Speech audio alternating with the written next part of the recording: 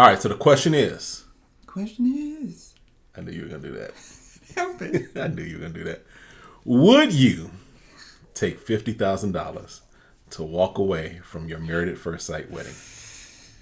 Ooh. We're going to talk about it. All right, so my name's Kevin. I'm Tarsha. And this is Conversations with the Crawleys. And on this channel, we do lots of conversations about faith, family, and relationships.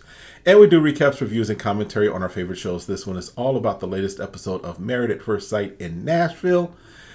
So if this is content that you enjoy, you know what to do by now. Hit the subscribe, hit the like, request notifications, and share. And we will see you in the comments. Consider becoming a member and checking out our membership videos that we've got there, as well as checking out the merch store. All right. Alrighty. So it's episode 49, and we are just now getting through all 49. The weddings. Because you know they stretch this out. Woo, boy. They be stretching these weddings out. I think our wedding was a total, maybe an hour and a half. Our wedding? Yeah, wasn't it like an hour total? I'm including the reception. Okay, yeah. I'm including the reception. Including walking parents down the aisle. Yeah. It was 20 minutes for the actual wedding, and literally we were out within 30, 40 minutes. And trying to get down to our honeymoon. Yeah. That's a whole other story. We need to talk about that. Whole other story. Yeah. All right, so let's talk. First couple that we see continuing the wedding is Eris, and his cousin is still trying to talk him out of this. You talking about marriage blocker? She trying to. I'm like, he got to the point. He's like, okay, I heard you out. Do you have anything positive to say? Can you say anything supportive at this moment? Because I don't know. Did the producers pay her to say? I was just like, granted, you're scared for him. Granted, he's never lived with someone before. Most of the time you will ask people not to get, before they get married, live with anyone. Okay, but who, whatever. But it's like, can you say, did he have any type of relationship where he was at least decent to the girl, where you can say, you know what, you're this kind of person. These are the things that you need to bring out in yourself to keep a good relationship. Here's my thing is, why is she so pressed? Now, my family, and you can attest to this, my family is fairly close. Mm-hmm. Some of my cousins growing up were literally like my big brothers and sisters. Mm-hmm. That's how we interacted. But I can't see where I'm like, oh no, you can't do this. That's my cousin. Now, we've had where brothers and sisters and mothers may have had that. That's a little more closer relationship. Mm-hmm. And so, yeah, it might be that they're just extremely close as cousins. But why is she so pressed? Did she get paid by production to do that? Because it's just like, give it a rest. Right. I mean, just give it a rest. You can tell it was wearing on him. It's like, he said he want to do this. This is his life. He's going to be on national TV, and hopefully he thought it through. No one knows until they actually get. And if he did not, he's a grown man. He is a grown man. There's other things that he probably has done that he didn't think through that probably didn't work out as well. He's probably done some other things that have worked out well. He's a grown man. You've made your concerns known. Let it go. Leave it at rest. Just leave it alone. Just let it At go. this point, only thing you do is give him advice that he can be a good husband. Yes. Because he's here. He's here now. So we finally see Jasmine start walking down the aisle. And Brumman is like, clapping. Like, yes, Lord. You did the thing. I thought that was hilarious. It was like his first response was like, woo! He was like, yeah. Yes. You done right by me. You done right by me. Oh, my God. It was funny. Yeah. We kind of cracked up. Yeah, he caught us off guard. But he's attracted to it. And she's attracted to him. Mm-hmm. Thought he was cute and everything. So first impressions went really well. They kissed at the appropriate time. At the appropriate time. They walked down the aisle. They were excited to say their husband. Mm-hmm. Boy, we so excited to say we husband and wife until we have to be husband and wife. Until you actually got to be husband and wife. I think it's just so cute.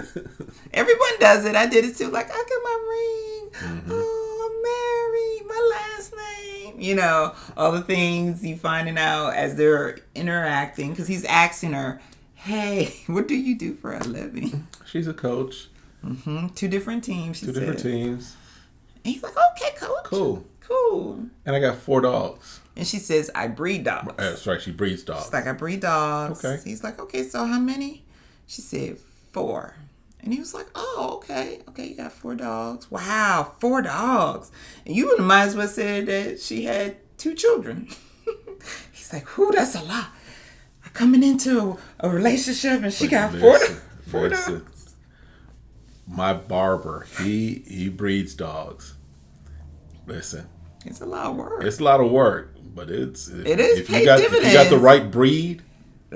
Look, once he find out what that cha-ching look like, what that bag looks like, he be like, all right, what I need to do? Look, which puppy I got to nurse right now?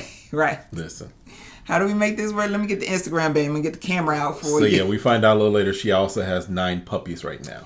Well, she tells him later on. Right, that's what I said. Later reception. on, she says that, yeah. Yeah, because she didn't want to put all of it out there. And he's like, 13 dogs? He was like, 13 dogs?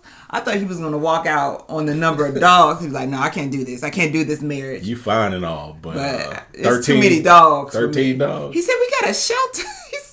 He said he would call the police on his wife. Yeah. He said, can I call the county on her? Who can I call on this? Who can I call to get rid of the dogs? Not her. Make an anonymous tip. Right. That's money.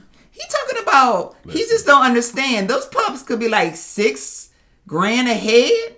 Depending on the breed. I'm like, dude, you don't want to call the county on that. Mm-hmm. That's your money. That's that's the money maker right there. We were like, wait. Man. Now.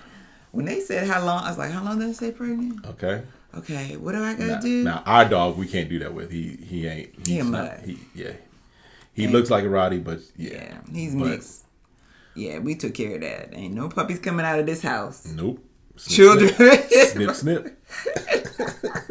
Keeping that tradition going in the family. Okay. Everybody good. Everybody gets snipped. Okay. So yeah, later on we see him. So they are sitting down having dinner or whatever. Mm-hmm. Find out he doesn't do meat. So he might do. He may be a pescatarian. He might do fish. A vegetarian. He didn't go in detail. He just said, I don't do chicken. He was looking salty at the meal. He was like, so far no one said great things about the meal. And I don't know if he was salty at the meal or the fact that he found out he got 13 dogs that he's gonna be living with for the next 8 weeks. Yeah, but he was like, I can't eat this. He's like, I can't eat this. So him talking with her friends, he finds out that she doesn't like confrontation because he's like, as long as she can communicate, we're good. And they're like, communication? Yeah, you might want to try something else. Yeah, and I think that's hard for a lot of people, especially when it comes to conflict. Right. But at the same time, you gotta get it head on. Yes. Because once it festers and then all of a sudden it pops. Just say what gotta be said. You gotta say it. Just say it. Say it with your chest. So, speaking of saying it with her chest, his cousin, who I don't know if y'all noticed, but I was trying to cover my eyes because her dress kept slipping lower and lower and lower. Yeah. When she was talking to Jasmine with the mom. Yeah. She needed to adjust it. I was like, let's. You can ask me. Is her dress supposed to be that? Because it was like it started up here and it was just like, yeah. I was seeing more. I was like, Yeah. Cover your eyes. Cover your eyes. But the cousin said that Jasmine was giving pageant answers. She is, I don't know if she still does pageants, but she has been a pageant contestant in the past. Right. And I think she just knows how to answer questions well because that's what she did as a part of her life. So I get what she's saying. I get it, but at the same time, just give the girl an opportunity and help her. Like, tell her about your cousin. And your 30 seconds of fame on Married at First Sight is coming to an end because it's just like, again. She was just looking. Let me say it again. She was coming across bitter. Give it a rest. She was coming across bitter. I was just like, at this point, your cousin made the decision. Mm-hmm. Help him to have a good marriage. Help him, if he feels like this is the only way to change his lifestyle, then help him. Right. Instead of, criticizing everything at this point. Right. So, but Jasmine says that the mother was really nice to her and she had a good conversation with her. So hopefully, as we see the show go on, that they're able to really push forward and become husband and wife. Yes. So that was it for them. Then Dominique and McKinley. Yes. So his mom says that she would have preferred a more traditional courtship. We've heard that from a lot of parents on this show. I would too. You don't know him or her, and then all of a sudden you find out from your child they're getting married. Right, in 2 weeks. In 2 weeks. So that's a lot for anyone to digest or to understand, or you don't know this person. I don't care, who the expert are, but you're putting yourself on a lot of scrutiny. Right. So. Yeah. Because the mom was also like, look, we don't want her to be a diva. We don't want her to be a brat. We want to know who you marrying before you get married to her. Right. We found out on the after party that mom was like, I'll slide you $50K if you don't do this. I'm like, cash? Mom, you got $50K cash? You could just slide me right now? Yeah.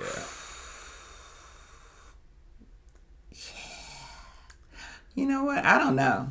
If I don't know him, I was like, it's a risk I don't know if I'm really losing out on this. Can they circle back around the next time they come back to Tennessee? Listen, circle back around. I forgot where it was. Somebody was saying that they think McKinley moved to Nashville to be on Married at First Sight. Oh. Somebody was like, because nobody really knows the reason why he moved. Yeah, and he didn't say. Did he move to get away from his mother? If she got $50,000, he moved away from money. So, but yeah, she comes down the aisle. Dominique comes down the aisle, and he is definitely attracted to her. Yes, and she's feeling the same about him. So, they do their vows and they kiss, and they're on, to their little spot so they can interact and talk, find out there's a 9-year difference between them. Yes. Like a 9-year difference between them, both of them. Yes. And so he's like, oh, so I don't know. I think there was something he said previously that he wasn't too interested in dating younger women again, I thought. I think so, yeah. And that wasn't really his preference anymore. Right. And then she is used to dating older men. Right. So she was like, I don't have any problem with your age. I'm an old soul. So. And again, she is biracial. He is white. So. That was I'm not saying a lot, but they brought that to the forefront very quickly. Early. Yes. Because. She's talking with his mom. Yeah. And sister. Yeah. And she, is basically expressing, I want to be accepted for who I am. And the mom's look was like, okay. Well, to be honest, you can't tell if she got a good tan until you see the mother, right? So, she looks, she's biracial. Could pass. So right. She could, depending on where she is, might pass. She could pass. I'm just saying. Because it looked like she just got a little heavy tan. Like she been to the tanning salon. Nah, there's some other features that's like, you. If you don't look hard, like, she might get passed. She ain't passing, no. I'm just saying. Mm-mm. But it was just I don't know. I just felt, if I was a mom and I wasn't expecting that to be the first conversation I have with you, I could see her being taken back. Because I was like, baby, I don't know what you are. I'd be like, I don't know. What are you trying to, what are you saying? Like, right. What is your, since you brought it up, then I would have to ask more questions. You saying she ain't passing as far as I'm concerned.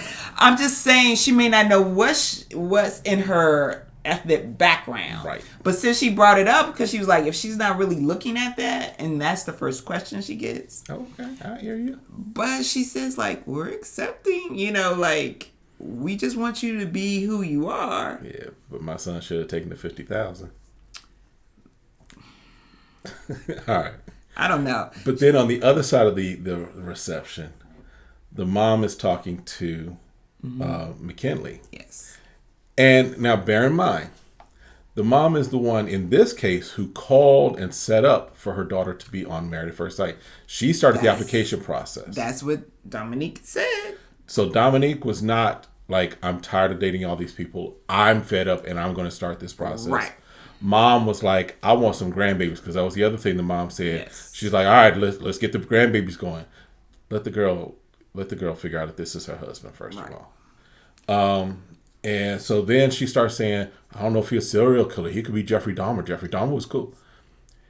If you got a problem with it, you put your daughter in this situation. That's what I'm saying. You set her up for this if that's the case. I'm like, what are you talking about? You don't want to start an application. And now you're concerned about who he is? I'm like, you can't have it both ways. And then I think it was Dominique that said they have a good track record. If you've been watching Married at First Sight like we have, their track record ain't that great. It's not that great. Now, do they have success stories? They do have some success stories. They do. But from what we've gathered and talking, those couples had to really work through a lot after the cameras go off. A lot of them had to continue going to counseling after the cameras went off. And for example, last season ended up being 0 for 5 or maybe 1 for 5. I can't remember. No, don't they have Miguel? I think there's questions about that, so I'm gonna give them a 0.5 for 5 right now. Okay. Because I've heard some things and saw some things that maybe they're done. So, but again, that's 20%. Yeah, that's 20%. And some people want to take that risk, which is, again, is fine. Yeah. Right? When it works, it works. Listen, even when you've been with the person and then you be married for a while, then you find out you don't know everything about the person either. Absolutely true. So every way it's a risk. Yes. I feel like your odds should be higher because they're looking through background, doing mental, psychiatric things. Supposedly looking through background. So you would think there's a better chance because they're asking all these questions. But again, if you expect the person to answer truthfully and really make sure and tell you about the baby mamas they got, yeah. All right, so that was pretty much for them. He says that his family is going to receive her with open arms. Mm-hmm. Because the mother makes it clear, if you didn't catch it or he didn't catch it, we're black. That's what he says and points to the grandmother. Mom was like, we black. We are black. We blacker than black. Is your family going to accept us? And that's hard to say too, right? Now, are you talking about his immediate family, who he's close to? Or are you talking about when we go to the family reunion? So he can't even speak for all that. Right. But he says no. He's like, I've dated black women, Latino. He's like, I've tried the rainbow. I've tasted the rainbow. And he's like, I'm good with all of it. And so far, so good. Yep. Nicole and Chris, they are, because they had their wedding last episode, and so they're taking pictures. They look comfortable. Mm-hmm. She might be a problem. When you say problem, what do you mean? I mean, she comes off a little too clingy, too early for me. Because she's touchy-feely? Not just touchy-feely, but she's just kind of like... A lot of PDA? That too. It's just like... I don't know. It's hard to describe. It's just kind of... how sometimes you get that vibe? I think she's been wanting this for so long, and she's been mistreated from what she said. Okay. That she's really trying to oh my God, this is my person, blah, blah, blah. I love him. I'm going to take him home and put him in my box and don't bring him out. Like that kind of feel to her. Yeah. So he seems receptive to it. He don't seem right now overwhelmed with her kindness and showing the affection and everything. So if it works for him, hey. But my problem is that he has to make a decision. He's never going to divorce her. Because I feel like if she makes this mental bond with him and he tries to tear that apart, now that's when you might see a little different side of this chick. He might end up in a trunk somewhere. So I'm just saying, they make a good match. They're both talkers.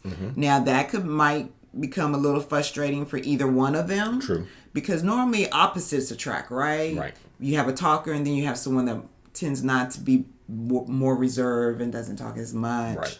So it's going to be funny to see who changes. Because again, when there's two people who are the same, someone has to diminish for someone else's light to be a little bit brighter. Yeah. So he might become not as talkative. Yeah, he might go back into, because like I said, I think that my initial prediction for them is that They're gonna stay married. that she's going to kind of be the walking over him, and he's going to be kind of like the mousy of the two. Well, she did say she feels that he could be overly nice, and she's concerned that, she wants to make sure he's known that he's appreciated. Yeah. So, but I think what women are trying to say he's never picked up on is that he has to be assertive. Because when you are considered nice, meaning that you allow other people to tell you what they're going to do, and you're just going along so much with the flow that you don't put your own opinion or what you want, right, you tend to get walked over. Yep. So, all right. That was pretty much for them. Yeah. I mean, so far they're enjoying each other. Other than I was concerned that all of a sudden her brows seemed a lot larger than before I noticed it. Her eyebrows grew. Yeah. It's like, why all of a sudden I'm like, it made me so focused, like it was like thicker than I felt like when we saw her in the first interview. So I don't know. Possible. I don't know. Gina and Clint. So, I mean, so far they're hitting it off. They're at the reception because we saw a lot of theirs in the previous episode. They kissed. I think she was she wasn't initially attracted to him. No. But we got the sense that he was attracted to her. Yes. And they found out they were in the same building. Yes. They're talking. She talks a lot about work. Because that's what she was doing. Right. Because she was talking a lot about the job. And I took it as just kind of nervousness. Because if that's the thing that has been prevalent in your life, that's the thing that you've been focused on in many respects, in some respects she may have lost herself in her business. So when he's trying to find out about her, what she knows about herself is business right now. That's true. That's the kind of the way I took it. It's just definitely something that you kind of be mindful of. Well, yeah, and she hasn't dated in a while. Right, that's the other thing. She hasn't been in a long-term relationship, so I don't know how, people have ever said, hey, you're really talking a lot about work. Because if your life revolves around business and that's all you know, that's all you do, then that's it. And when this is a thing that I think people don't understand sometimes.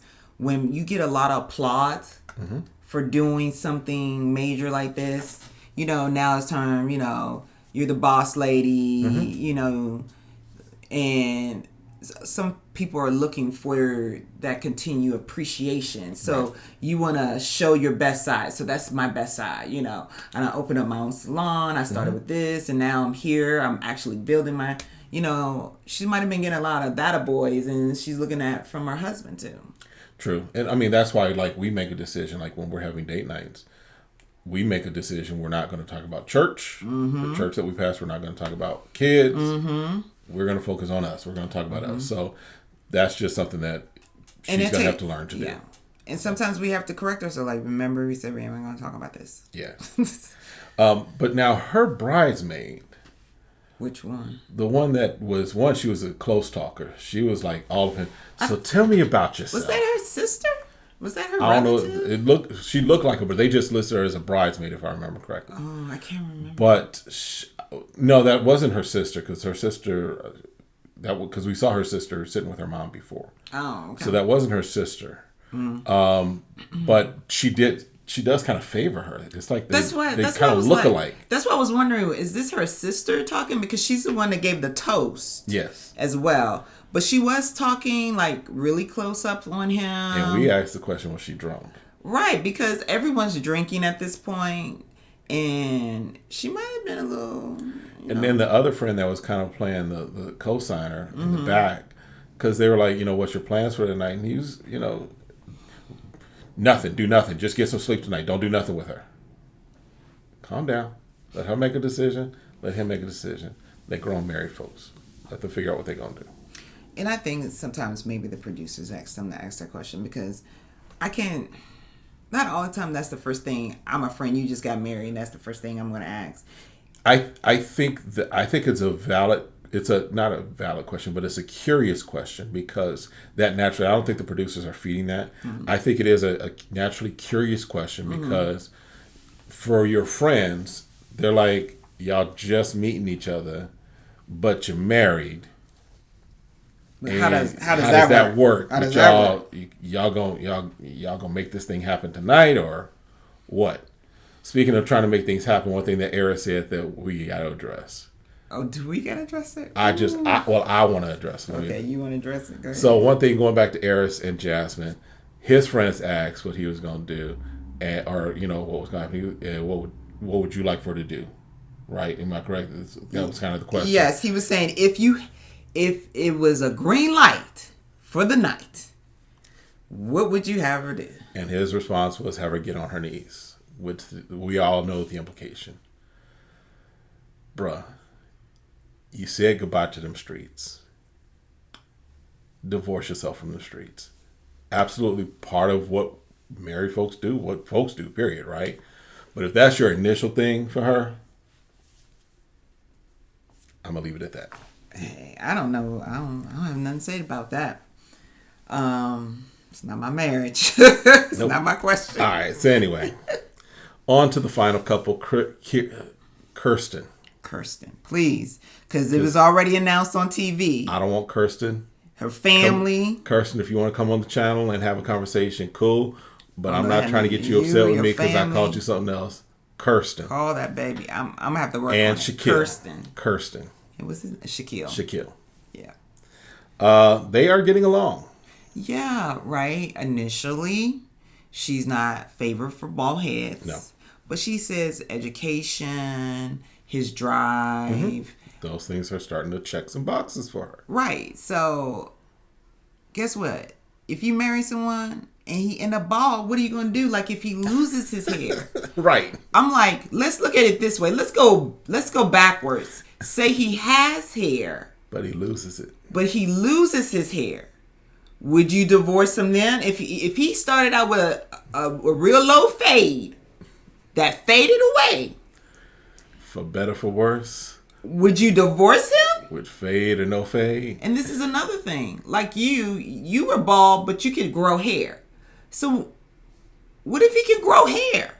And that's just the style he's rocking. It's like, babe, let me see what your hair. And then I can tell like, oh, bald or, short fade, blah, blah, blah, works better. So in the after party, he says, I hear her, but my dad getting a lot of play. And he bald headed, so I'm trying to follow charge. If daddy's still getting the numbers, they're throwing, because his dad's married. And he's like, but they're still throwing numbers at him.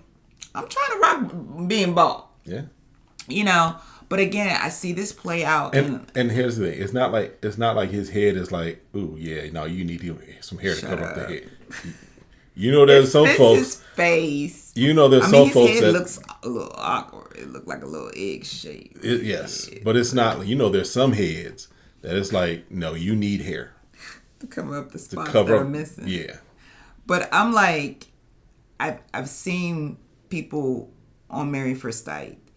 They start picking at something. Right. They pick something they didn't want, and for whatever reason, they can't get over it. That becomes the deal breaker. Right. They self-sabotage. They check 80% of what they want. 95% sometimes. Like a high percentage. Yeah. So I'm like, girl, the man about to get a doctor's degree. You want him to have hair, or do you want him to be able to bring in more money? if I had a choice, like bring him hair or bring me a good income, the brother ain't gonna stay bald. He can lose all of his hair. What happens? What's it called? The people who lose all their hair. You mean like alopecia or whatever? Yeah. Yeah.